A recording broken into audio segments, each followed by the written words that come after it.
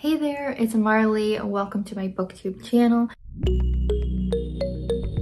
Today we're going to be doing a new bookish challenge called the Flip the Page Book Challenge that was created by Jessie from Jessie the Reader. I love doing these little bookish challenges. I'm mostly just doing this for fun, for myself, but I hope you will watch this video and have fun as well. Basically, for this challenge, he has created a whole bunch of different scenarios and we're going to be creating our own kind of bookish life based on different books on my shelf. So I did a bunch of random number generators to give me numbers to pick books from my shelf and pages. For each question, we're going to go to a different page of a book. Based on the prompt, it might say, you know, look at the first name you see on the page or something like that. We're going to create like an alternate bookish reality, I guess, for me. So just a silly bookish challenge, but let's see what happens. If you don't understand, you'll probably just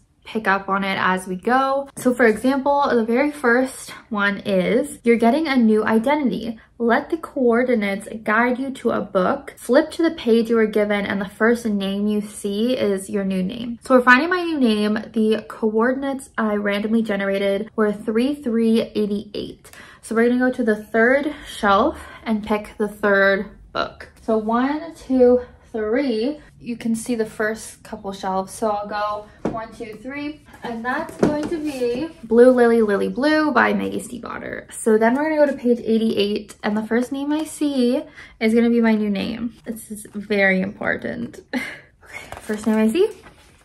There's like no names. There's Gray Man. No, I don't want my name to be Gray Man. The Gray Man. No. That is a character in this book, and I don't think we ever find out his name, or maybe we do, but he goes by the Gray Man. That's one of the worst names I probably could have gotten, but okay. Next up is, it's time to get up and move the heck out of your town. The location of the book your coordinates leads you to will be where you're moving. So 122, shelf 1, book 22, 19, 20, 21, 22. So I'm not gonna take it out, but it's Eclipse by Stephanie Meyer. So not very interesting. Of all the fantasy worlds we could have gone to, we're, I guess, going to Forks, Washington. The Gray Man is going to the Gray City, I guess. Isn't it very like rainy and dreary there? Not excited. Not excited. Can I restart this? Maybe it will get better. Maybe my story will pick up. Okay, you're all settled into your new home in Forks, but you gotta get a job and get that cash money flow going. Create a job using the first object you find with the coordinates and page number. So next up, the coordinates are 10 and 9. 1, 2, 3, 4, 5, 6, 7, 8, 9, 10, and then the ninth book. Of course, it's right on the bottom here. So the book we landed on was You'll Be the Death of Me by Karen M. McManus, the YA thriller, and now we have to go to page 280 and find an object, and that's gonna be my job. Random object. Okay, I saw a coach. That's not even an object, that's literally a job. So I guess I'm a coach. Okay, we're gonna be a coach at maybe Forks High School, I guess. This is the most boring life I could have been given. Number 4, you've started your job and you've started developing feelings for a coworker. Find the book using your coordinates, flip the page to the number you're given, and the first character you come across will be the character you're falling for. Okay, 9, book 8. All right, we have The Summoning by Kelly Armstrong. The page we're going to is 378. Now, does it have that many pages? Okay, it does. 378. Ray. I don't even remember who Ray is in this book. I don't remember who Ray is. Okay, I guess it's another teacher at the school. You can tell I'm being honest with this because it's not going well. Next, using the coordinates, the first piece of dialogue you come across is going to be the first thing you say to your potential lover. Oh God, okay. Shelf 11, book 19. We have The Infinite Sea by Rick Yancey, the second book in the Fifth Wave series. It's been a while since I thought of this series. What kind of dialogue are we gonna get here on page 239? True? Okay, wait, no, I'll read the full thing. Heard a rumor going around they took you off your meds. True? That's my first piece of dialogue to my romance. That's terrible. That's terrible. Maybe we're bonding over like having mental health issues. Like, I don't know, but that's so rude.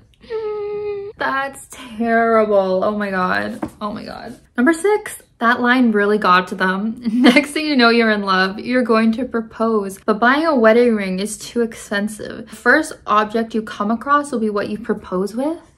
These are some weird little things he came up with. Okay. Shelf 2, book 21. The book is Red by Allison Cherry. I got this because it has to do with redheads, I guess. The page number is 239. Let's see what object I'm proposing with. Object, tap shoes.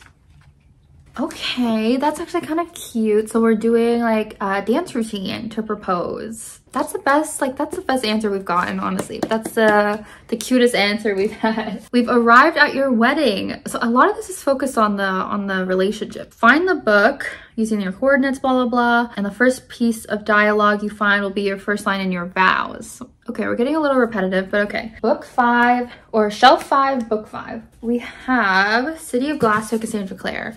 I kind of hate when any challenge makes me take something off my Cassandra Clare shelf. There's just so much going on here that it's very annoying. But anyways, then we have to go to page 190. So this piece of dialogue will be my vows. Ready? Besides, starving down here is the least of your problems, Daylighter. Soon enough, Valentine will attack the city, and then we'll likely all be killed. 0 cents. 0 cents? But a very bad start to a marriage. This is very doomsday, like we're all gonna die. So we're just getting married because we're all gonna die. Doesn't make sense. It's honeymoon time. This is literally just about the romance. Wherever the book's location is, will be the destination of your lover's retreat. Hopefully somewhere more enticing, more exotic than Forks. Shelf 4, book 19. The book is Wayfarer by Alexandra Bracken. Now, where this takes place is questionable because this is about time travel. So I think we're like traveling all over and literally like in time too.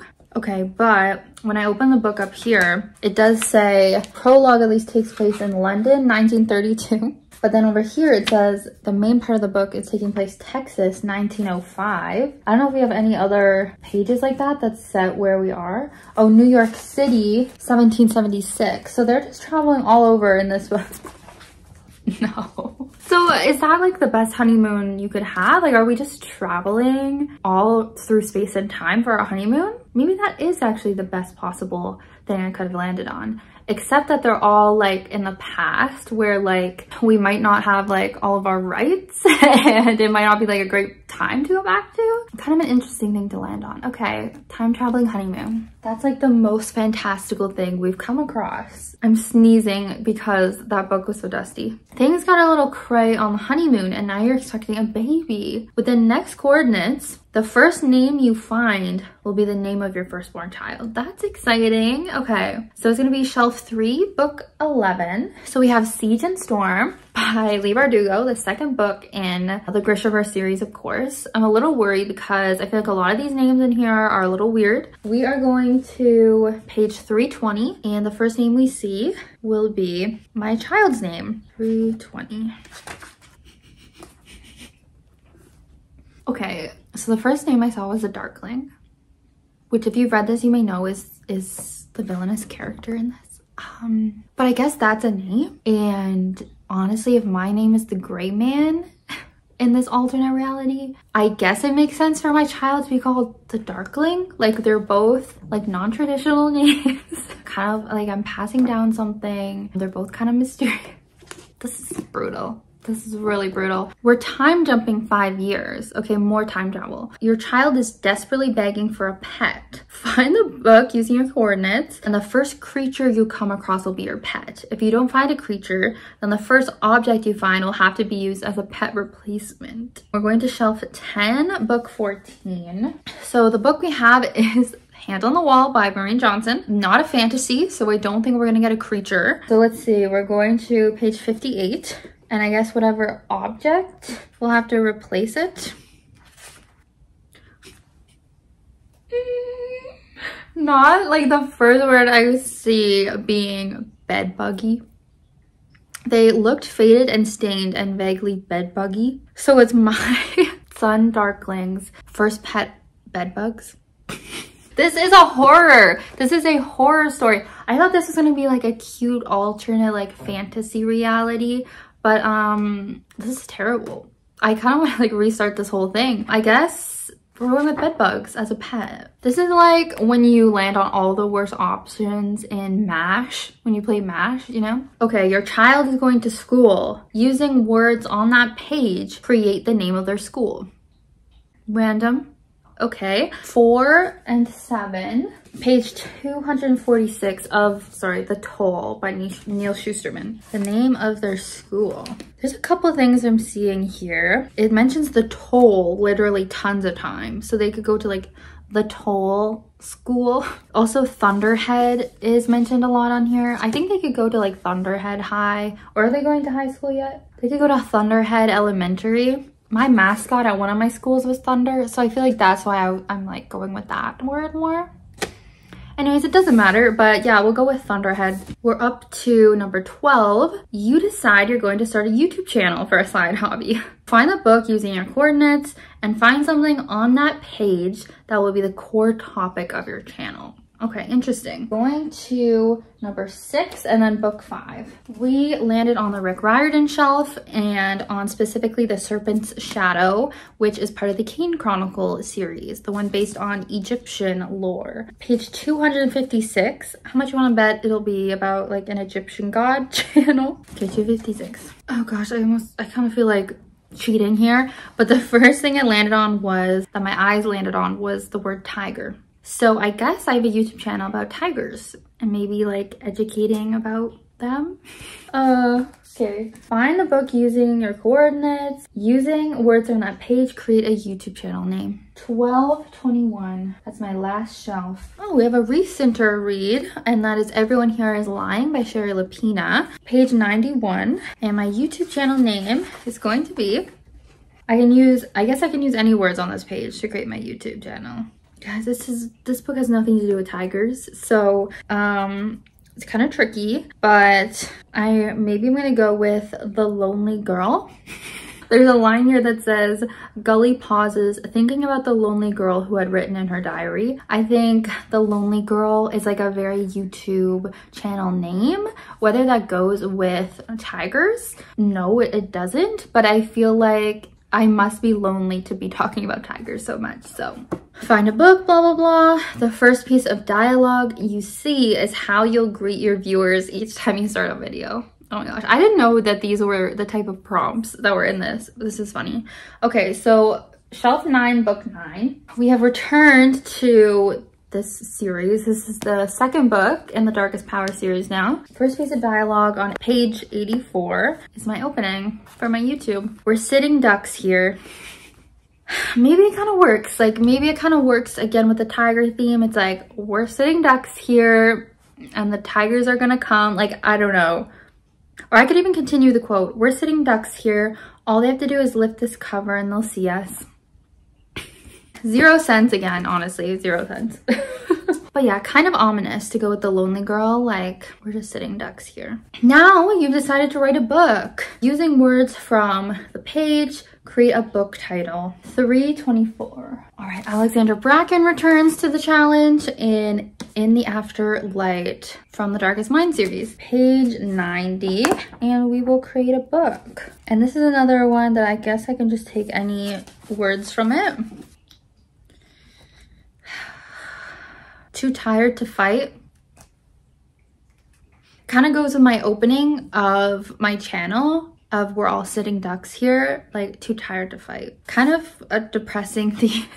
And that's all I can get from this. That's all I can get. Too tired to fight. More like too tired to come up with anything else. Wow, there's a lot of these. Find the book, blah, blah, blah. And the first line you see will be the opening line for your book. Oh my goodness. Okay, 219. We got Tweet Cute, Little YA Contemporary, 180. So the first line of my book will be, I toss it in the trash can with a sigh. Twitter, I can deal with. Pepper, on the other hand, has a way of sneaking up on me I'm not too sure about. Okay, maybe we'll cut the rest of it. I guess I toss it in the trash can with a sigh will be the line, which is kind of clickbaity, or it could be like an intriguing way to start a book. It's like, what are they tossing into the trash? First question.